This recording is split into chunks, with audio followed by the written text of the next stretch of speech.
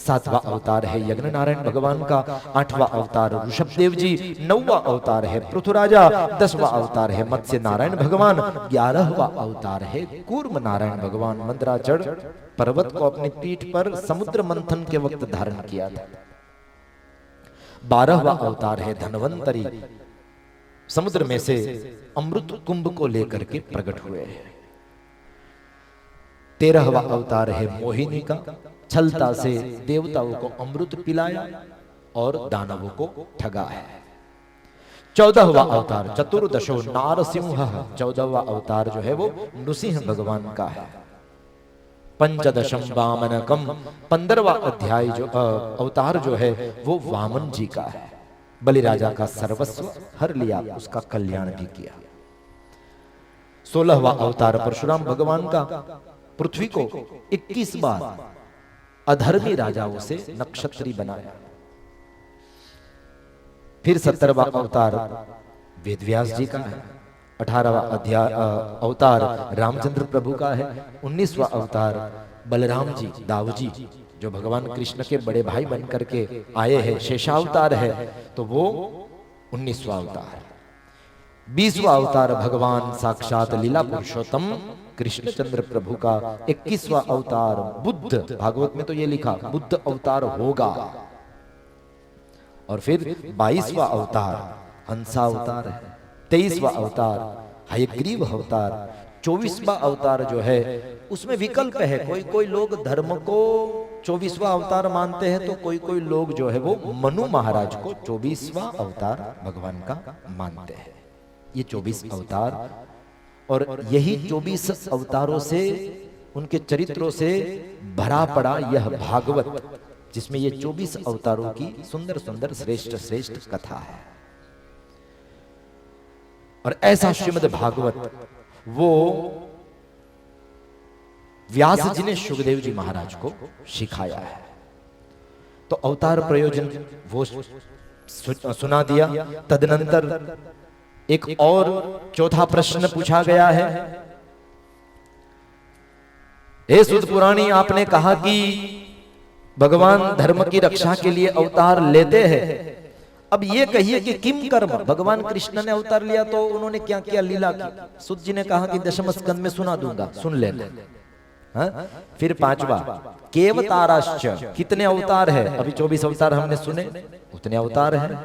धर्मः कम शरणं गतः, अंत में 6ठा प्रश्न ये पूछा कि भगवान कृष्ण जब स्वधाम गमन कर लेते हैं, उस वक्त धर्म जो है वो किसकी शरण में गया? तब सुत पुराणी कहते हैं जब भगवान कृष्ण ने द्वापर के अंत में स्वधाम गमन किया, उसी वक्त कलयुग आया। और जब कलयुग आया तब धर्मः कम शरणं गतः, धर्म जो है वो भागवत में ऐसे धर्म ग्रंथ में प्रस्थापित हो गया। और ऐसा श्रीमद् भागवत वो व्यास जी ने सुखदेव जी महाराज को सुनाया। तो शौनक आदि ऋषि मुनियों ने फिर से प्रश्न किया, महाराज व्यास जी ने कब, किस वक्त और क्यों इस भागवत की रचना की, वो कथा हमें सुनाइए। तो सुत पुराणी कहने लगे, द्वापरे समनुप्राप्ते तृतीये युग पर्यये जातः पराशराद योगी वासव्याम कलया हरे। द्वापरे समनुप्राप्ते, द्वापर युग आया है और उस द्वापर युग में पराशर ऋषि और सत्यवती, जिसका एक नाम मत्स्यगंधा भी है, एक नाम उसका योजनगंधा भी है, तो उस पराशर ऋषि और सत्यवती से साक्षात भगवान का ज्ञान अवतार ऐसे महर्षि वेद व्यास जी प्रकट हुए हैं। बोलिए वेद व्यास जी भगवान की। ज्ञान अवतार है भगवान के। व्यास नाम इसलिए पड़ा क्योंकि पहले वेद एक था, एक वेद में से 4 वेद बनाए व्यास जी ने, तो विस्तारयति व्यासः। अष्टादश पुराण भी बनाए, उपपुराण भी बनाए, 108 उपनिषद भी बनाए। इतना कुछ व्यास जी ने बना दिया, इतना कुछ लिख दिया, इतनी रचनाएं करते, लेकिन भागवत नहीं रचा था। अष्टादश पुराण में ही भागवत आता है, लेकिन 17 पुराण लिखे, अभी भागवत नहीं लिखा था। ये उस वक्त की बात है कि व्यास जी अपने आश्रम में उदास मन से खिन्न मानस बैठे हुए थे। तो उस वक्त देवर्षि नारद पधारे और देवर्षि नारद को देख करके व्यास जी ने उनको नमस्कार किया। तब नारद जी ने पूछा, अरे वेद व्यास जी, आप तो भगवान के ज्ञान अवतार है, आपने तो समाज को कितना कुछ दिया है, कितने ग्रंथ दिए, कितने पुराण दिए, फिर भी आप इतने उदास हो, आपकी उदासीनता का कारण क्या है? तो व्यास जी ने कहा कि हे देवर्षे, मैं भी जानता हूं कि मैंने समाज को बहुत कुछ दिया,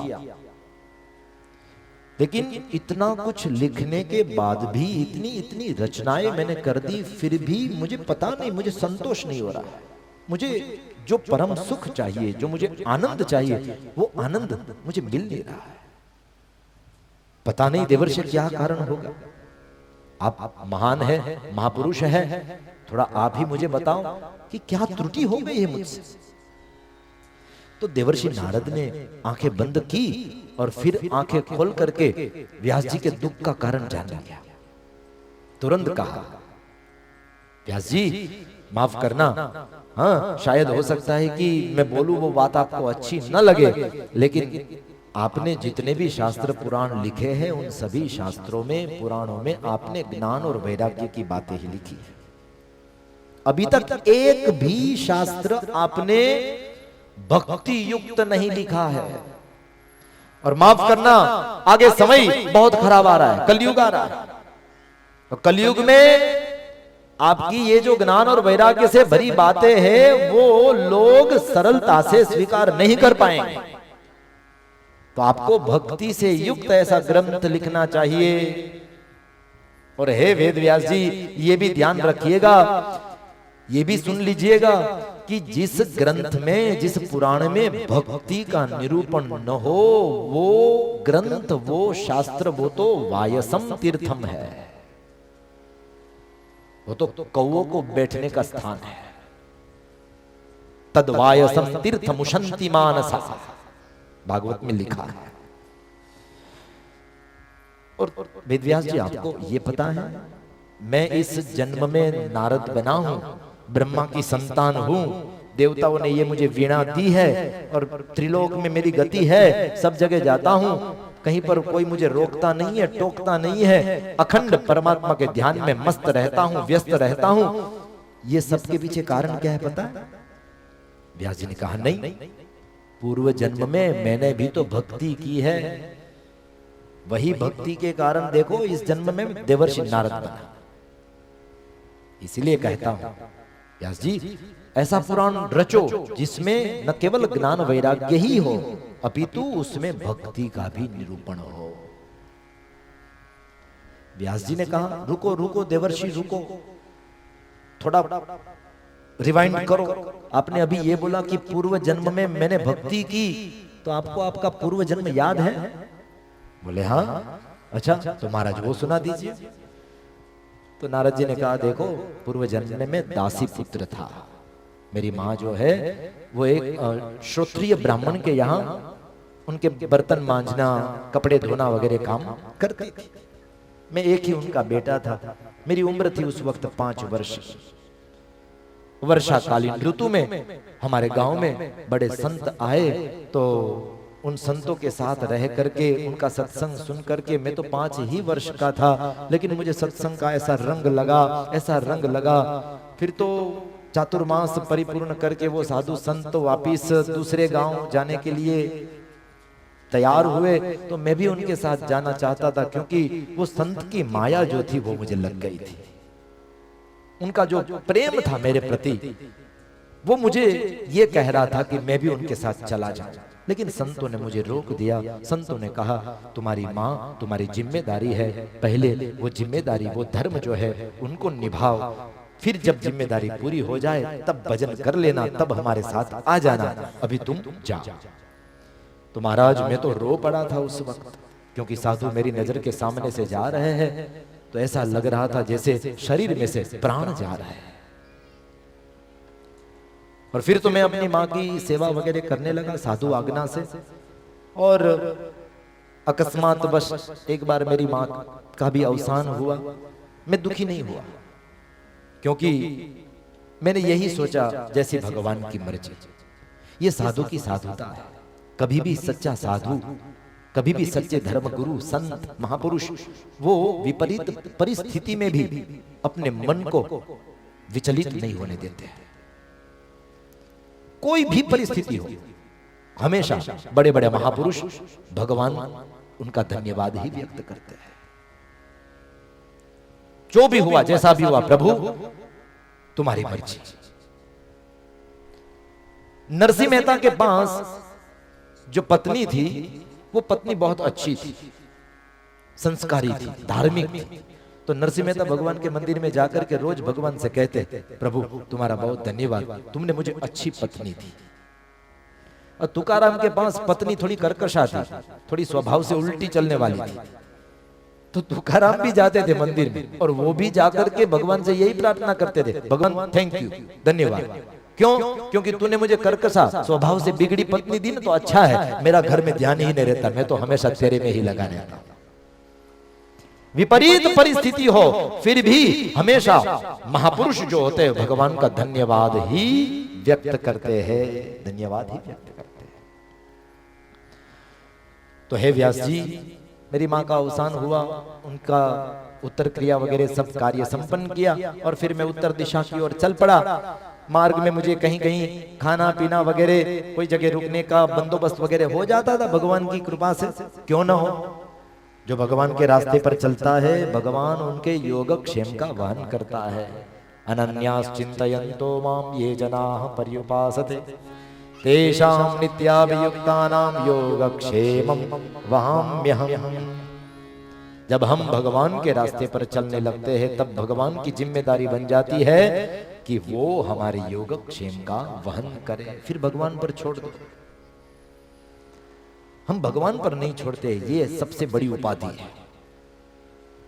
देखो, दो हाथ वाले के ऊपर हम भरोसा कर लेते हैं, लेकिन हम चार हाथ वाले भगवान पर भरोसा नहीं करते हैं। कोई बीमारी हो गई तो गए डॉक्टर के पास, डॉक्टर ने कहा भाई ऑपरेशन करना पड़ेगा। अच्छा महाराज क्या होगा ऑपरेशन? बोले चीरफाड़ होगी। अच्छा ठीक हो जाऊंगा? बोले अवश्य ठीक हो जाओगे। ठीक है, तो फिर ऑपरेशन कर दीजिए, तारीख दे दीजिए, कब आऊंगा? तारीख दे दी जाती है। दो हाथ वाले डॉक्टर पर भरोसा करके हम अपना तन जो है, अपना शरीर जो है, वो उसको सौंप देते हैं साहेब। तो चार हाथ वाले पूर्ण पुरुषोत्तम भगवान नारायण को अपना मन सौंपकर हम उसके ऊपर भरोसा नहीं कर सकते? भरोसा करो उस पर। हमारी बिगड़ी जो है वही बनाता है, वही सुधारता है। तो नारद जी कहते हैं कि हर पल हर क्षण भगवान मेरा ध्यान रखते थे। फिर तो एक बड़े से जंगल में गया, जंगल में जाकर के एक बड़े वृक्ष के नीचे जाकर के बैठ गया, और मैं तो संतों ने मुझे जो मंत्र दिया था उस मंत्र का मैं तो पाठ करने लगा, जाप करने लगा, और भगवान में मेरा चित्त जो था वो चिपक गया, मेरा मन जो था वो भगवान के स्वरूप में स्थिर हो गया। और उतने में महाराज अचानक क्या हुआ? बोले ब्रह्मा जी, उनका दिन खत्म हुआ और रात्रि का प्रारंभ हुआ। तो जैसे ही रात्रि हुई ब्रह्मा जी ने शयन किया, और जैसे ही ब्रह्मा जी ने शयन किया, पूरी वसुंधरा पृथ्वी, पूरी सृष्टि जो थी वो उनके अंदर समा गई। अब जब ब्रह्मा के अंदर सब सृष्टि समा गई तो मैं भी ब्रह्मा के अंदर ही समा गया। और फिर जब रात्रि को विश्राम करके सुबह फिर से ब्रह्मा जागे, फिर से सृष्टि का निर्माण हुआ, और उस वक्त उस ब्रह्मा के मानस पुत्र के रूप में नारद नाम धारण करते हुए मेरा जन्म हुआ। देवताओं ने मुझे ये वीणा दी है, और मैं देवताओं का ऋषि हूं। मुझे लोग देवर्षि कहते हैं, मुझे देवर्षि की उपाधि दी गई है। तो ये सब पूर्व जन्म में मैंने भक्ति की है, उस भक्ति के कारण ही ये सब कुछ संभव हुआ है। तो व्यास जी मैं यही आपको कहना चाहता हूं, आप भी भक्ति युक्त शास्त्र की रचना करो तो आपको शांति मिलेगी, जैसे मुझे शांति मिली। नारद जी ने उस वक्त 4 श्लोक का भागवत, जिसे चतुश्लोकी भागवत कहते हैं, वो चतुश्लोकी भागवत व्यास जी को सुनाया। व्यास जी ने वो 4 श्लोक में से 18,000 श्लोक बनाए और श्रीमद् भागवत पूरा तैयार किया और फिर सुखदेव जी महाराज को वो भागवत सुना दिया।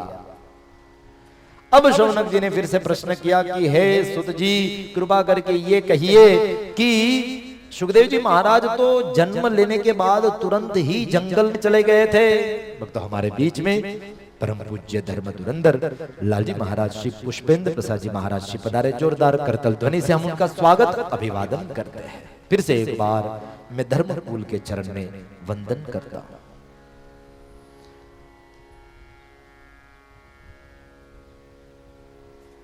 तो महाराज ये सुनाइए कि सुखदेव जी महाराज तो जन्म लेते ही जंगल में चले गए थे। पिता ने रोकने का बहुत प्रयास किया, पुत्रेति तन्मयतया तरवो भिनेदु, लेकिन फिर भी माने नहीं, चले गए जंगल में। तो वो बाप बेटे फिर से मिले कैसे, वो कहिए।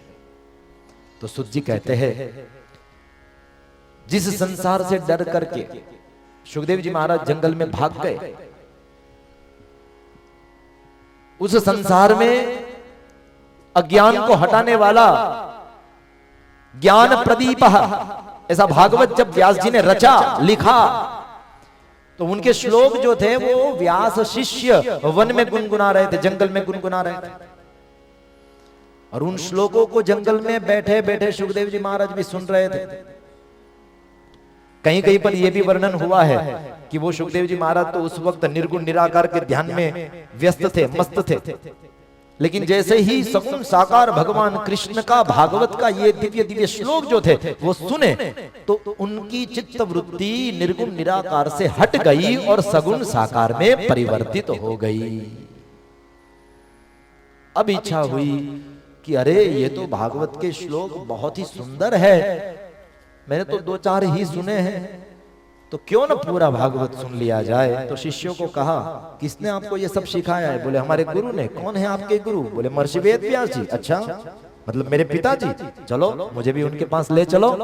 और सुखदेव जी महाराज गए हैं अपने पिता के पास। जैसे ही व्यास जी ने देखा मेरा पुत्र जो चला गया था मुझसे दूर, वही पुत्र वापिस आ गया है, बहुत प्रसन्न हुए व्यास जी महाराज। और उस वक्त सुखदेव जी महाराज ने व्यास जी के चरण में गिर करके बस एक ही प्रार्थना की कि पिताजी ये याद रखना, मैं आपके मोह के कारण आपके पास नहीं आया, मुझे आपकी याद आ गई इसलिए मैं आपके पास आया हूं ना, ऐसा नहीं है, मैं तो भगवान की मस्ती में मस्त था। लेकिन ये भागवत के श्लोक में कुछ जादू है। इसमें जो भगवान कृष्ण का स्वरूप का वर्णन, उनके स्वभाव का वर्णन दिया गया है, वो सब सुन करके मेरा मन रह नहीं पाया, दिल रह नहीं पाया। तो लगा आपके पास आऊं और भागवत सीखूं। आपके पास से मुझे कुछ नहीं चाहिए। ये मत सोचना कि ये आपका जो बड़ा आश्रम है पिताजी, वो आश्रम की प्रॉपर्टी लेने के लिए मैं आपके पास आया। हाँ, जितने भी युवान यहाँ पर बैठे हैं वैसे सब संस्कारी है, उपदेश तो यहाँ से मैं दे ही नहीं सकता हूँ, लेकिन एक संदेश जरूर देना चाहूंगा। जितने भी युवान बैठे हैं, याद रखना, कभी भी आप अपने माँ बाप के पास से लौकिक संपदा की अपेक्षा मत रखना। अपने माँ बाप के पास से कभी पैसे, धन, दौलत, मिल्कत, शोहरत ये मत मांगो। अगर आपको परंपरा में कुछ चाहिए, हाँ, तो अपने माँ बाप के पास से संस्कार की परंपरा ले लो, वही आपका कल्याण करेगी। धन दौलत ये हमारा कल्याण नहीं करेगी। अगर परंपरा लेनी है माँ बाप के पास, संस्कार की परंपरा। और माँ बाप से भी मैं निवेदन करूं, हाँ, आप अपने बेटे को व्यापार दे करके जाना, आप अपने बेटे को बड़ी बड़ी कार दे करके जाना, दुनिया का सब व्यवहार दे करके जाना, लेकिन इतना याद रखना साथ में उसे संस्कार भी दे करके जाना, क्योंकि वो नहीं दिया तो फिर सब बेकार है। सुखदेव जी ने कहा, मैं और कुछ लेने के लिए नहीं आया हूं, बस भागवत सीखना है, आप मुझे सिखाइए। तो व्यास जी ने भी श्रीमद् भागवत सुखदेव जी महाराज को सिखाया। सुखदेव जी महाराज भागवत को सीख करके, समझ करके फिर उस भागवत ग्रंथ का धर्म प्रचार करने के लिए निकल पड़े। और ऐसे सुखदेव जी महाराज ने परीक्षित उपवास करके बैठ गए। ऐसी क्यों नौबत आई, ऐसा क्या हुआ था? अब यहां पर परीक्षित का जन्म, कर्म, वो सब कथाएं सुनाई जा रही है। सूत जी कहते हैं, सूत उवाच यदा मृदे कौरवसुञ्जयाना वीरेष्वतो वीरगतिं गतेषु वृकोदरावित्तगदाभिमर्श भग्नोरुदण्डे धृतराष्ट्रपुत्रे। हे शौनकादि ऋषि मुनियों, परीक्षित का जन्म, कर्म इत्यादि कथा सुनाने के लिए मुझे आप लोगों को महाभारत की कथा में ले जाना पड़ेगा। मुझे आप लोगों को कुरुक्षेत्र के उस मैदान में ले जाना पड़ेगा जहां पर कौरव और पांडवों के बीच में भयंकर भीषण युद्ध हुआ। क्या हुआ था? कौरव मारे गए, पांडवों का विजय हुआ। पांडवों का विजय क्यों हुआ? क्योंकि उनके पक्ष में भगवान कृष्ण थे। जिनके पक्ष में भगवान होंगे, याद रखना, उनका विजय होगा। यत्र योगेश्वरः कृष्णो यत्र पार्थो धनुर्धर। तो पांडव जीते, कौरव हारे, सब मारे गए। रण मैदान में, उस युद्ध मैदान में एक आदमी जिंदा है। कौन है वो? राजकुमार दुर्योधन अंतिम सांसें गिन रहा था। ब्राह्मण जानकर के पांडवों ने अश्वत्थामा को भी छोड़ दिया था, वरना था तो कौरव पक्ष में, लेकिन ब्राह्मण था तो छोड़ दिया। एक और व्यक्ति को छोड़ दिया, कृतवर्मा, और कृपाचार्य, उनको भी छोड़ दिया गया है। 3 लोगों को जिंदा रख दिया, अश्वत्थामा, कृतवर्मा और कृपाचार्य। अर्थ समझने जैसा है। कौन है अश्वत्थामा, कौन है कृतवर्मा और कौन है कृपाचार्य? अश्वत्थामा यहां पर आध्यात्म अर्थ समझ लो, जीव है। कृतवर्मा मतलब किए हुए कर्म, और कृपाचार्य मतलब भगवान की कृपा। जीव जैसा कर्म करता है वैसे ही भगवान की कृपा उसके ऊपर होती है। 3 जिंदा रह गए। तो अश्वत्थामा ने देखा कि चलो देखो तो सही, ये जो कौरव सेना मेरी है उसमें से कौन कौन अभी जिंदा है, सब तो मर गए हैं। तो दुखी था, थोड़ा इधर उधर देखते हुए देखा तो ध्यान गया दुर्योधन के ऊपर। अरे महाराज आप जिंदा? दुर्योधन ने कहा, हाँ अश्वत्थामा, तुझे तो ब्राह्मण जान करके पांडवों ने छोड़ दिया, लेकिन अब मैं तो मौत की शरण में हूं, थोड़ी ही देर में मेरी तो मौत होने वाली है। लेकिन अश्वत्थामा, मरने से पहले मैं एक मेरी इच्छा है, उसको पूरी करना चाहता हूं। बोलिए बोलिए महाराज, क्या इच्छा? बोले वैसे धर्म से तो हम पांडवों को जीत नहीं पाए, लेकिन अधर्म पूर्वक ही सही तुम जाकर के पांडवों के सिर काट करके मेरे पास ले आओ। अश्वत्थामा ने कहा ठीक है। अब इसमें अश्वत्थामा का स्वार्थ भी था। क्या स्वार्थ था? उसको पता है दुर्योधन तो अभी मर जाएगा, कौरव तो सेना तो पूरी मर ही गई है, दुर्योधन भी अभी मर जाएगा। अगर मैंने पांडवों के सिर काट दिए तो पांडव भी गए, फिर कौन बचेगा? मैं अकेला बचूंगा, फिर हस्तिनापुर का राज्य मेरे हाथ में आ जाएगा। ये उसका स्वार्थ था, इसीलिए मारने के लिए गया, हाथ में तलवार लेकर के। जैसे ही यहां से तलवार लेकर के मारने के लिए निकला पांडवों को अधर्म पूर्वक छुप करके, उसी वक्त भगवान कृष्ण के पेट में दर्द हुआ। भक्त के ऊपर संकट आता है तो भगवान के पेट में दर्द होता है, तो तुरंत भगवान कृष्ण ने द्रौपदी पांडवों को जगाया, कहा कि अरे चलो, इतना युद्ध किया, स्वजन हत्या हुई, बंधु हत्या हुई, गुरु हत्या हुई, इन सभी पाप से मुक्त होने के लिए तीर्थ में स्नान करने के लिए, नदी में स्नान करने के लिए जाते हैं, चलो मेरे साथ। द्रौपदी ने कहा कृष्ण हम लोग तो जाएंगे, लेकिन मेरे बेटे भी एक तंबू में सोए हुए हैं, पांडवों के बेटे थे, 5 थे, उनको भी ले लो। भगवान ने कहा ना, उसको सोने दो, वो भले ही सोए, और जाओ जाकर के उनको चद्दर ठीक से ओढ़ा दो। तो द्रौपदी ने अपने हाथों से चद्दर जो थी 5 बेटों को ओढ़ा दी। द्रौपदी, पांडव, कृष्ण सब चले गए।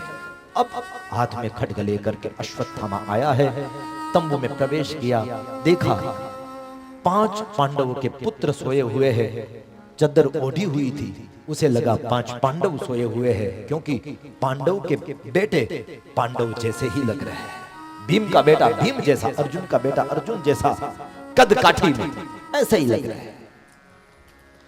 तो महाराज खड्ग निकाल करके उसी वक्त अश्वत्थामा ने निर्दयता से 5 बेटे जो थे उनके सिर जो थे धड़ से अलग कर दिए। रक्त की नदी बहने लगी, करुण आक्रंद हो गया, 5 की हत्या हुई, मौत हुई, और 5 के सिर को चद्दर में लपेट करके कंधे पे डाल करके वो अश्वत्थामा गया है दुर्योधन के पास, जाकर के चद्दर को यूं किया, और जैसे ही सिर जमीन पर गिरे दुर्योधन ने देखा और दुर्योधन के मुंह से चित्कार निकल गया, अरे अश्वत्थामा ये तूने क्या कर दिया?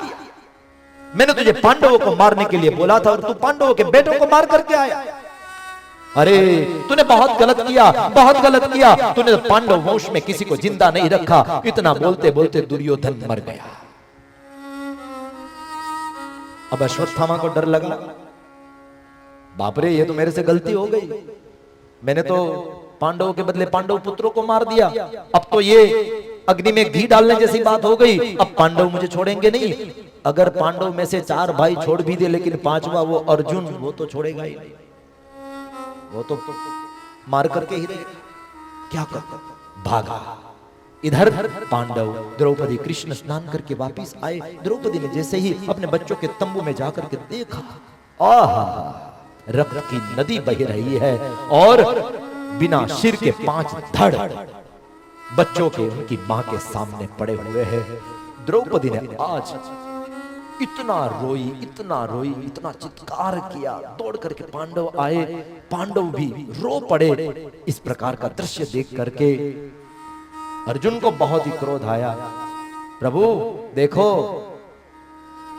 कौरव तो मर गए, अश्वत्थामा उसके पक्ष में था, ब्राह्मण का बेटा समझ करके उसको छोड़ दिया हमने, हो ना हो ये अपकृत्य जो है वो उसी ने किया है। मैं तो आपको बोल रहा था कि उसको मार देते हैं, आपने कहा ब्राह्मण है छोड़ दो ना। देखो अब ये क्या हालत हुई, उसी ने किया है, और उसने किया है तो आज ये अर्जुन वचन देता है द्रौपदी अभी के अभी उसको पकड़ करके तुम्हारे सामने लाता, फिर तू जो कहे उसकी हालत में वैसे करूंगा। कह करके भगवान कृष्ण को ही रथ का सारथी बनाया। प्रभु चलिए, भगवान कृष्ण भी रथ के सारथी बन गए। अर्जुन रथ पे सवार हुआ, रथ दौड़ा है अश्वत्थामा के पीछे, अश्वत्थामा आगे आगे भाग रहा है, पीछे पीछे अर्जुन का रथ रहा है। उतने में अश्वत्थामा ने देखा अब मेरा कुछ नहीं होगा, अब जो है मैं बच नहीं पाऊंगा, तो क्या करूं? उस अश्वत्थामा ने अपने पिता से सीखी हुई विद्या, उस विद्या का उस विद्या को अर्जुन के ऊपर फेंका, ब्रह्मास्त्र छोड़ा। ब्रह्मास्त्र छोड़ना तो उसे आता था पिताजी की कृपा से, लेकिन उसे उस ब्रह्मास्त्र को वापस खींचना नहीं आता था। तो ब्रह्मास्त्र जैसे ही छूटा, चारों ओर आग आग आग फैल गई। उस वक्त अर्जुन भी घबरा गया। तो अर्जुन ने भगवान कृष्ण की शरण स्वीकारी और भगवान कृष्ण से अर्जुन कहने लगे, कृष्ण कृष्ण महाबाहो भक्तानाम भयंकर। हे प्रभु, हे कृष्ण, हे महाबाहो, भक्तानाम अभयंकर, भक्तों को आप अभय दान देने वाले हैं। इस वक्त मेरे ऊपर संकट आया है, इस वक्त मेरे ऊपर भय आया है, ये ब्रह्मास्त्र मुझे छोड़ेगा नहीं, क्या करूं प्रभु? भगवान ने कहा चिंता मत कर, काटा काटे से निकलेगा, विष होगा विष से निर्मूल। इसने ब्रह्मास्त्र छोड़ा है अपने बचाव के लिए, तो एक काम करना, उसको तो छोड़ना आता है, वापिस खींचना नहीं आता, लेकिन गुरु कृपा से ए अर्जुन तुझे छोड़ना भी आता है ब्रह्मास्त्र और वापिस खींचना भी आता है। तो तू ब्रह्मास्त्र के सामने ब्रह्मास्त्र छोड़ और फिर वापिस खींचते समय दोनों ब्रह्मास्त्र को खींच लेना, शांत कर देना, क्योंकि काटे से निकलेगा, विष होगा विष से निर्मूल। जंगल में गए हो और अगर कांटा पैर में चुभ जाए तो उस वक्त सुई कहां से लाओगे? दूसरा कांटा लो और जो चुभा हुआ जो कांटा है उसको निकाल दो, कांटे से कांटा निकल जाएगा। विष का मारण विष है। वैसे ही ब्रह्मास्त्र को शांत करने के लिए ब्रह्मास्त्र छोड़। अर्जुन ने ब्रह्मास्त्र छोड़ा और फिर गुरु कृपा से जो मिली हुई विद्या थी ब्रह्मास्त्र को वापस खींचने की, उस विद्या का प्रयोग करते हुए दोनों ब्रह्मास्त्र को वापस खींच लिया। ब्रह्मास्त्र शांत हो गया। अब अश्वत्थामा पकड़ा गया। जैसे ही अश्वत्थामा को अर्जुन ने पकड़ लिया तो भगवान कृष्ण ने उस वक्त अर्जुन की परीक्षा की। कैसी परीक्षा की? अब देख क्या रहा है अर्जुन? निकाल खड्ग, और ये जो ब्राह्मण है अश्वत्थामा, उसका सिर जो है धड़ से अलग कर दे, मार दे इसे, क्योंकि इसने अधर्म किया।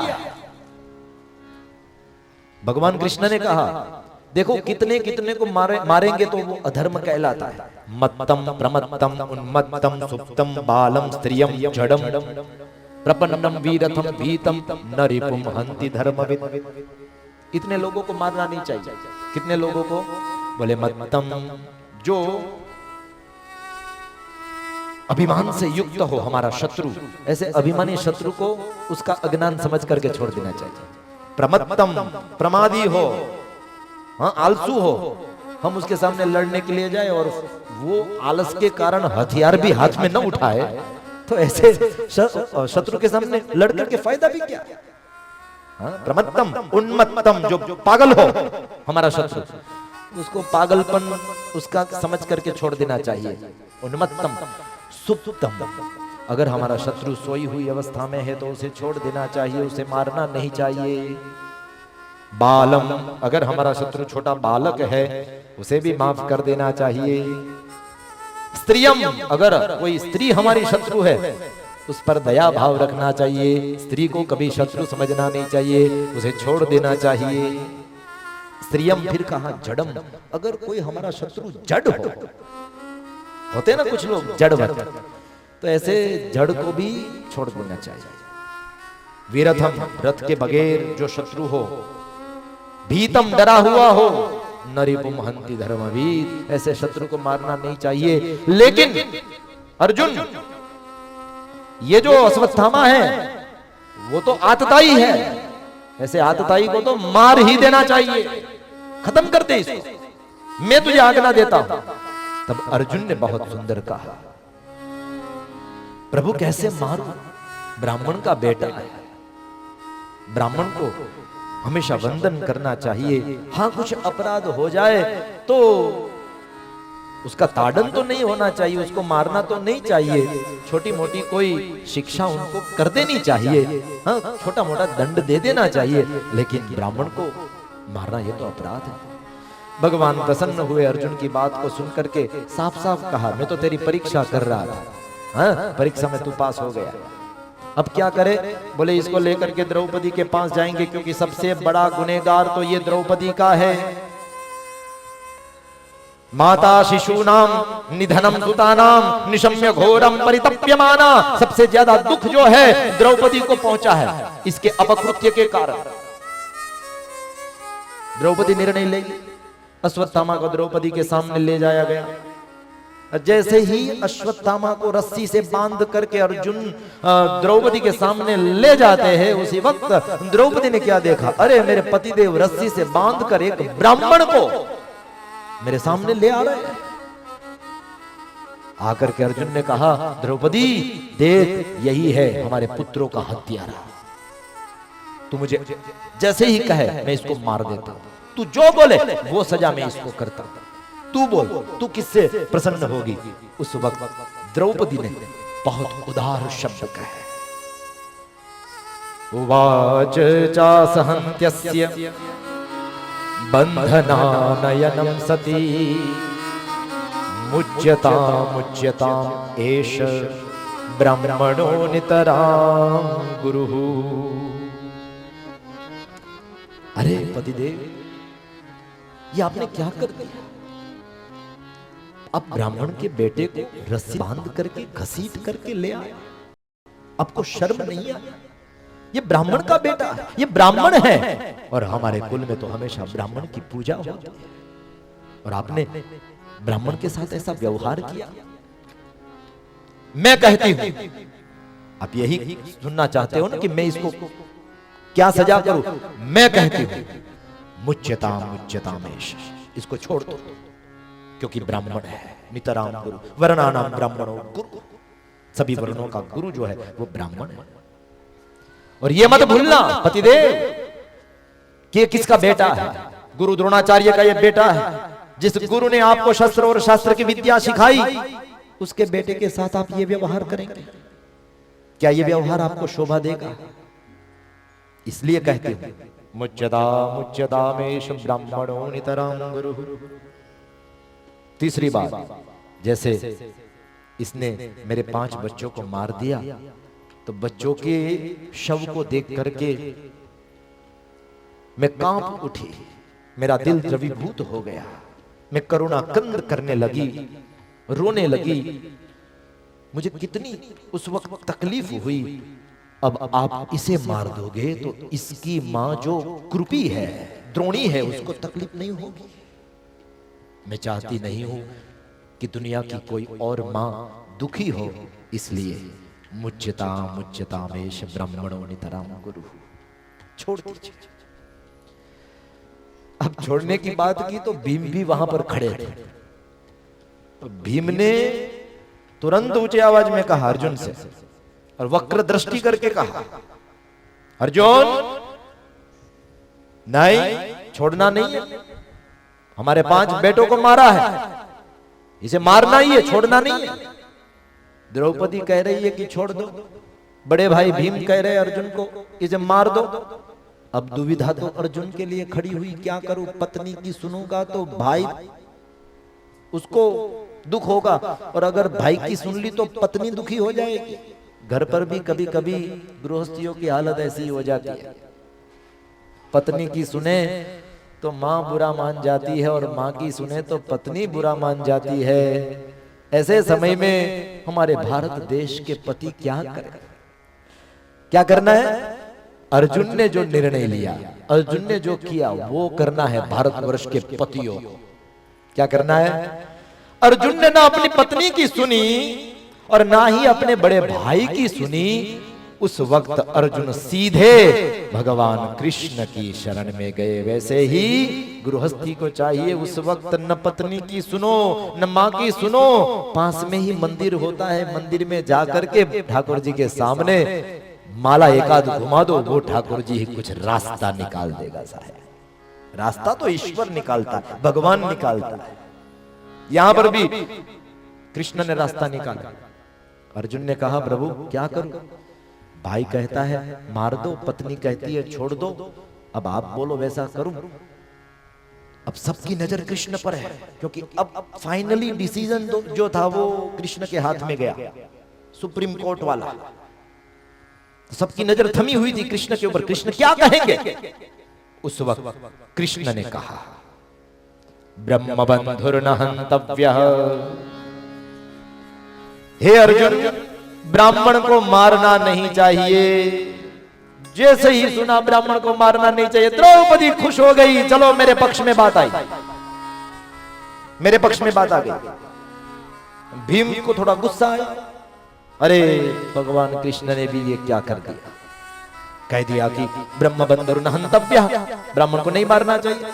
फिर भगवान कृष्ण ने बात बदल दी, फिर कहा आततायीव धारहणः। लेकिन ऐसा ब्राह्मण आतताई बन जाए तो फिर उसे मारना चाहिए। अब भीमसेन खुश हो गए, प्रसन्न हो गए। चलो मेरे पक्ष में बात आई, घूम फिर करके ही सही, लेकिन मेरे पक्ष में बात आई। क्योंकि अब तो भगवान ने कह दिया आतताई वदारहणः, आतताई ब्राह्मण हो तो उसे मारना चाहिए। आतताई किसे कहते हैं? 6 प्रकार के जो पाप करे उसे आतताई कहते हैं। 6 प्रकार के।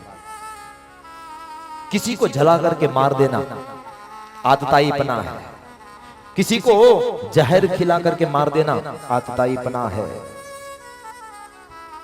कभी भी किसी भी स्त्री का हरण नहीं करना चाहिए, आतताई पना है। इस प्रकार से 6 जो आतताई लक्षण है वो सब भागवत में बताए।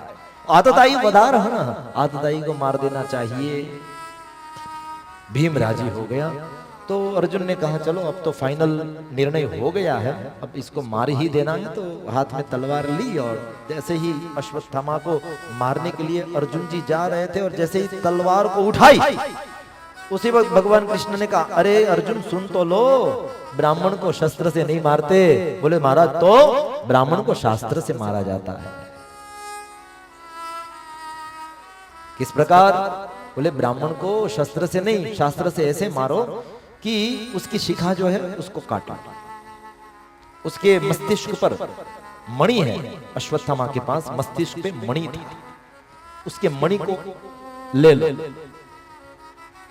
और फिर उसे आंगन से अपमानित करके निकाल दो। घर से किसी ब्राह्मण को अपमानित करके निकाल दिया जाए तो वो उसकी मौत के बराबर है। ब्राह्मण की शिखा को काट लिया जाए तो वो उसकी मौत के बराबर है। इतना करो, ये शास्त्र सम्मत बात है और इससे इसका वध भी हो जाएगा और तुम्हें इसका पाप भी नहीं लगेगा।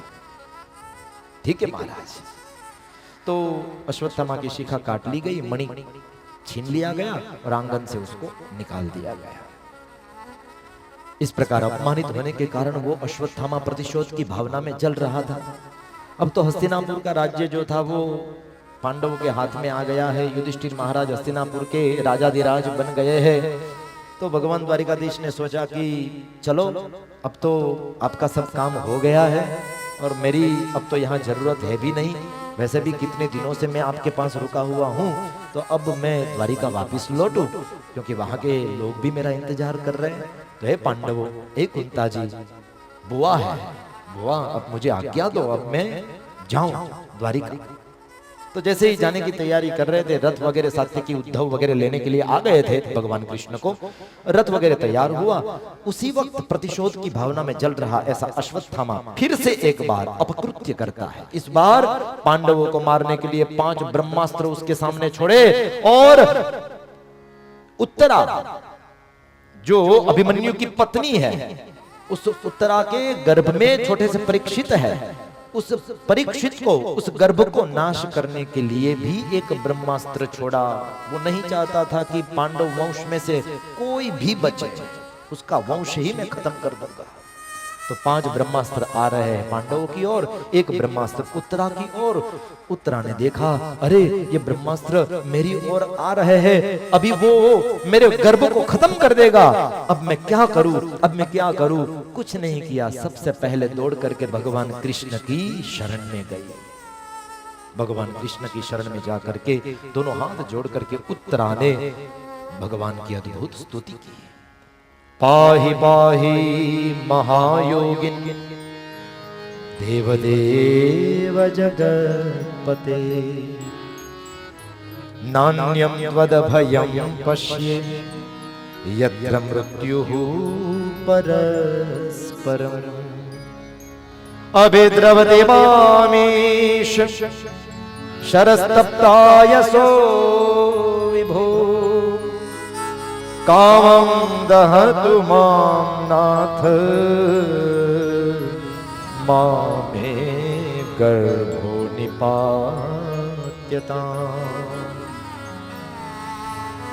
बहुत अद्भुत स्तुति की। ये 2 श्लोक जो है वो भागवत के चमत्कारिक श्लोक है। भागवत में ऐसे बहुत से श्लोक हैं। अगर बच्चा बीमार हो जाए तो जल्दी से उसे ठीक करने के लिए पूतनाष्टक का अगर उसके सामने बैठ करके पाठ किया जाए तो बच्चे की बीमारी जो चली जाती है। ये 2 श्लोक है। अगर कोई स्त्री का गर्भ बार बार गिर रहा है, उसे मिसकैरेज हो रहा है, ऐसी स्त्री अगर भाव से भगवान कृष्ण की मूर्ति को, हरि कृष्ण की मूर्ति को सामने रख करके ये 2 श्लोक बोले, अभिद्रवति मामीश, ये श्लोक, पाहि पाहि महायोगी, ये श्लोक बोलने मात्र से उनका गर्भ जो है वो सही सलामत रहता है। क्योंकि यहां पर उत्तरा ने भी तो अपने गर्भ की रक्षा के लिए ही भगवान को प्रार्थना की। अब सोचने जैसी बात तो ये है भक्तों कि उत्तरा न अपने ससुर के पास गई, 5 ससुर थे पांडव, हाँ उनके पास नहीं गई, ना ही अपनी सास द्रौपदी उनके पास गई बचाव के लिए। सबसे छोटी है, पुत्र वधू है। ना ही सास की भी सास कुंता जी, ना उनके पास गई, किसी के पास नहीं गई। किसके पास गई? भगवान कृष्ण की शरण में गई। ये बात हमें कुछ समझाती है, जीवन में कुछ प्रकाश डालती है।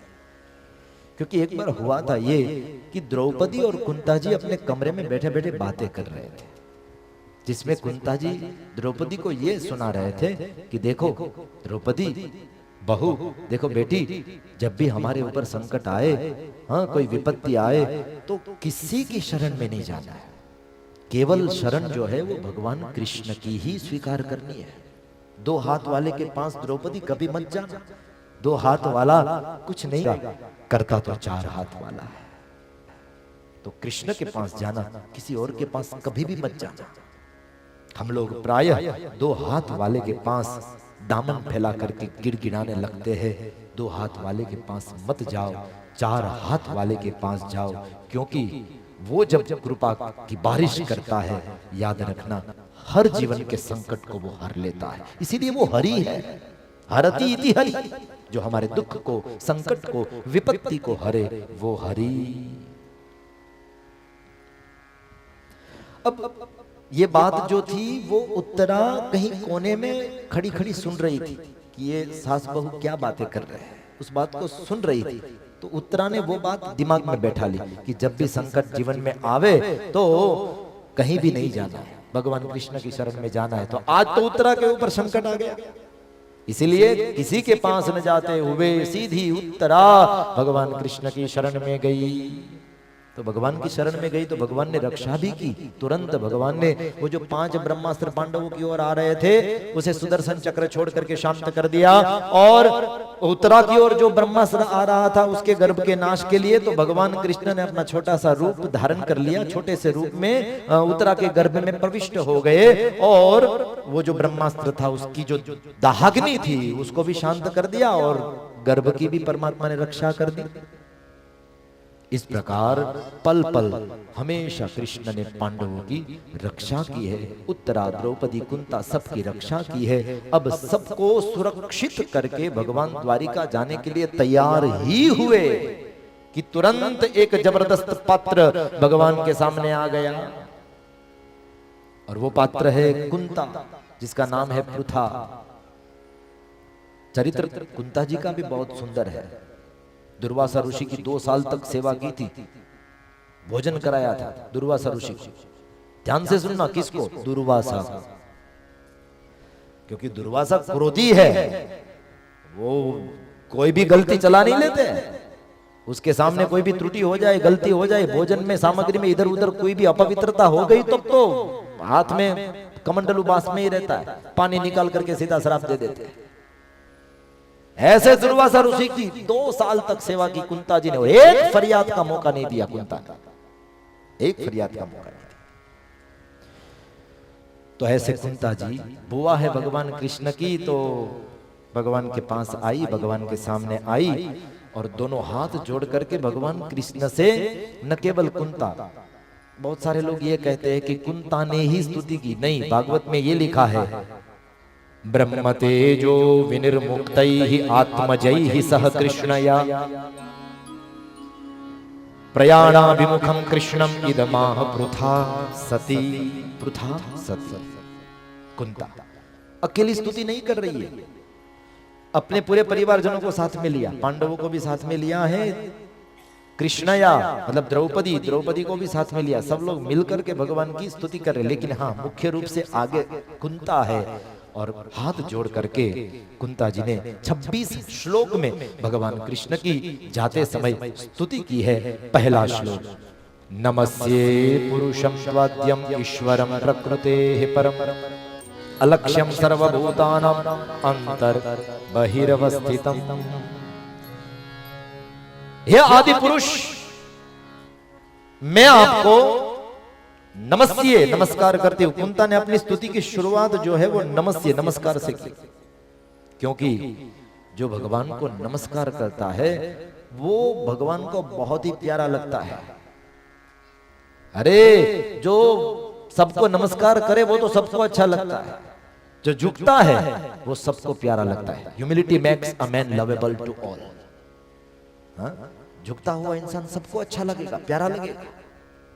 जीवन में झुकना सीखो। झुकना सीखो। झुकने से भले ही हम झुक जाए लेकिन हमारा मान बढ़ जाता है, हमारा सम्मान बढ़ जाता है। सबके सामने झुको, क्योंकि झुकता वही है जिसमें जान होती है।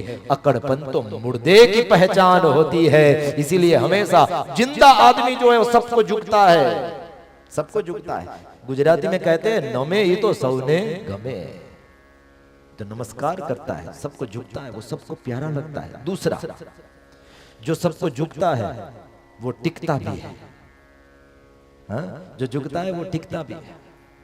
एक बार एक बच्चे ने अपने पिताजी से पूछ लिया, पिताजी पिताजी ये तूफान आया तो बड़े बड़े जितने भी पेड़ थे, वृक्ष थे, वो सभी धराशायी हुए, सभी गिर गए, लेकिन ये छोटे छोटे पौधे जो है उनको कुछ नहीं हुआ। उसका कारण? पिताजी ने जवाब दिया, देखो बेटा इसमें ऐसा है, तूफान आया ना तो ये अक्कड़ बन करके जितने भी वृक्ष खड़े थे ना वो सब के सब गिरे, लेकिन तूफान के वक्त जिस पौधों को झुकना आ गया वे सब टिक गए, वो सब बच गए। तो जिसको झुकना आता है उसको समाज में टिकना भी आ जाता है, वो टिक सकता है। तीसरी चीज, जो झुकेगा वही भरेगा।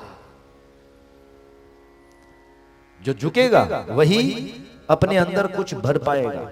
कुएं में बाल्टी डालो, रस्सी से बांधी हुई बाल्टी कुएं में डालो, तो हमारी जो पनिहारी बहनें होती है, स्त्रियां होती है, वो रस्सी को 2-3 बार खींचती है, क्योंकि पानी में जाते वक्त बाल्टी सीधी जाती है, लेकिन उसे थोड़ा झुकाना पड़ता है तब जाके उसमें पानी भरता है।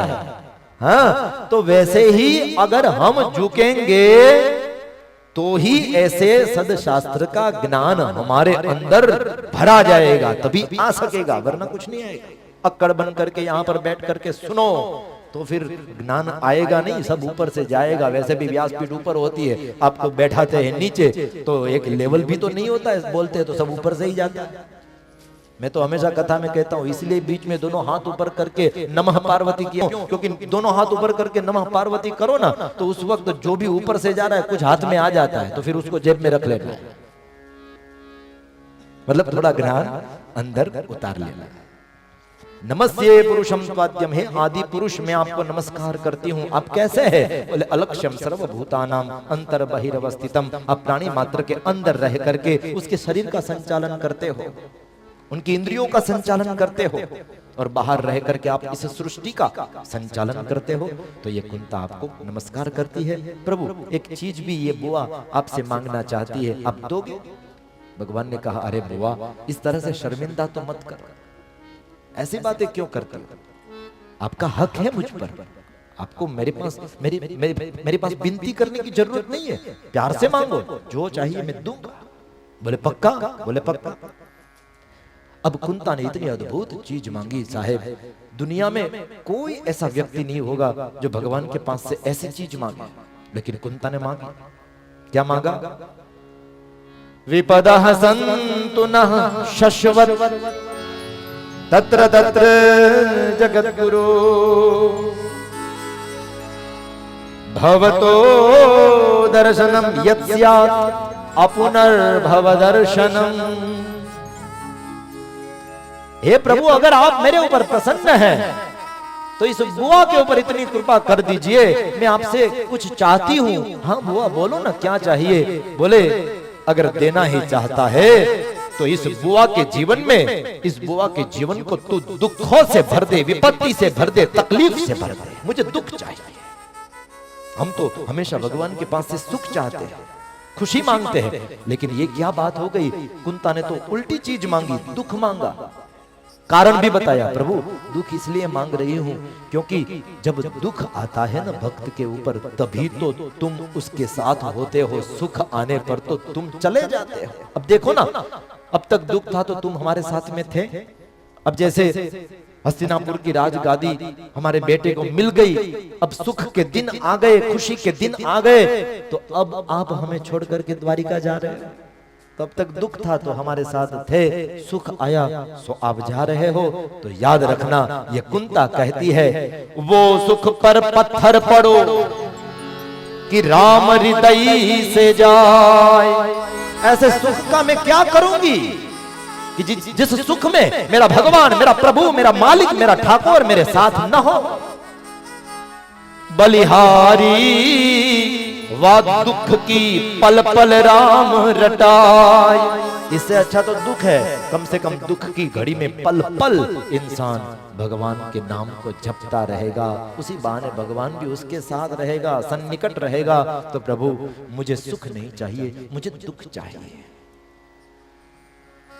और बात भी सही है, हम लोगों का स्वभाव है, जब दुख आता है तो भगवान को बहुत याद करते हैं, सुख के पल में हम भगवान को भूल जाते हैं। सुख में सुमिरन ना करे, दुख में करे सब कोई। लेकिन अगर सुख में सुमिरन सब करे तो दुख कहां से हो? सुख में ही भगवान का सुमिरन कर लिया जाए तो दुख हमारे जीवन में कभी आए ही नहीं। तो प्रभु मेरे जीवन को आप दुख से भर दीजिए। भगवान ने बुआ के मुंह में हाथ रख दिया। हाँ हाँ बुआ, ऐसा मत बोलो, ऐसा क्यों मांग रहे हो? बोले नहीं, वही चाहिए। इतनी प्यारी स्तुति की तो भगवान तो प्रसन्न हो गए और भगवान ने जाने का प्रोग्राम कैंसिल कर दिया।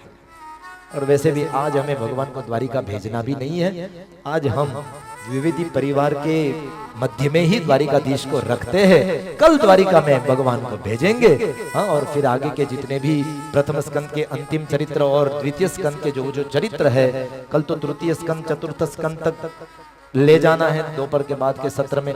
तो कल विशेष प्यारी प्यारी मीठी मीठी कथाएं हैं, वो सुनेंगे। इस वक्त यहाँ पर 7:10 हो चुके हैं। 10 मिनट आपकी ज्यादा ली है, उसके लिए क्षमा याचना।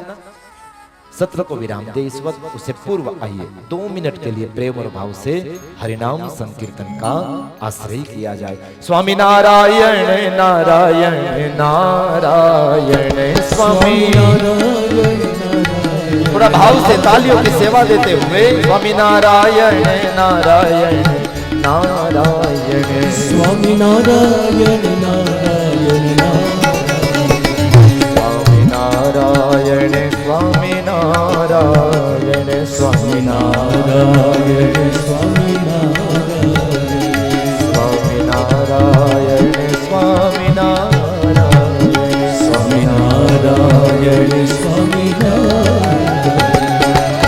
स्वामी नारायण स्वामी नारायण स्वामी नारायण स्वामी नारायण स्वामी नारायण बोलो स्वामी नारायण स्वामी नारायण बोलो स्वामी नारायण स्वामी नारायण स्वामी नारायण स्वामी नारायण स्वामी नारायण ओ स्वामी नारायण स्वामी नारायण स्वामी नारायण प्रेम और भाव से स्वामी नारायण नारायण नारायण स्वामी नारायण नारायण ओ स्वामी नारायण नारायण नारायण स्वामी नारायण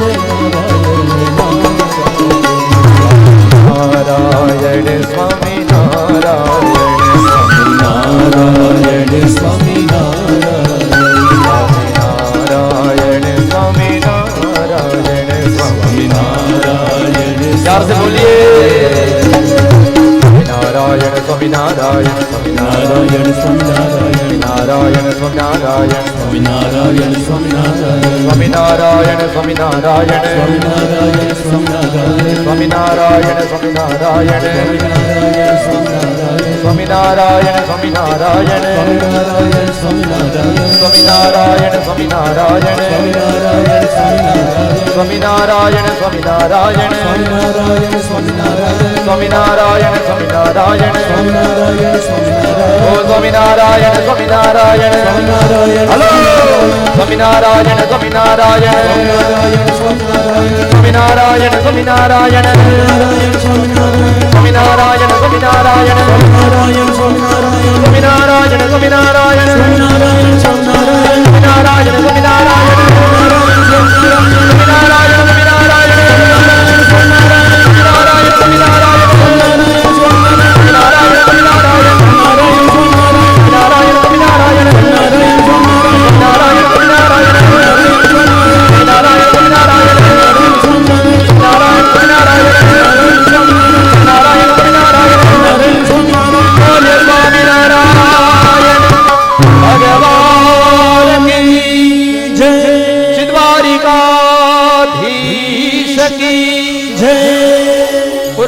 पुरुषोत्तम भगवान की जय सत्य सनातन धर्म की जय अपने अपने माता पिता की जय भागवत भगवान की जय सद्गुरु देव की जय ओ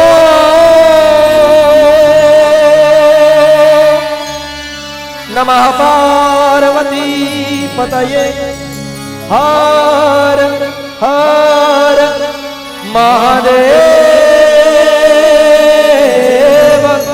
हर। तो ज्ञान और वैराग्य की मुद्रा को धारण करते हुए आइए चलते हैं भगवान द्वारिकाधीश की शरण। प्रेम और भाव से कहेंगे हरे कृष्ण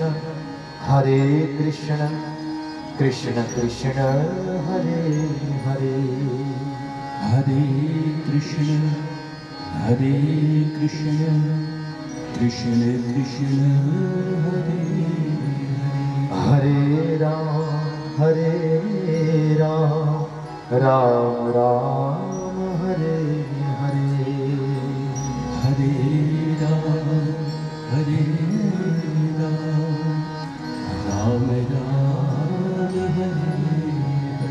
कृष्णा कृष्णा हरे हरे कृष्ण हरे हरे राम राम हरे हरे राम हरे शिवा के बिहारी लाल की जय बोले लक्ष्मी नारायण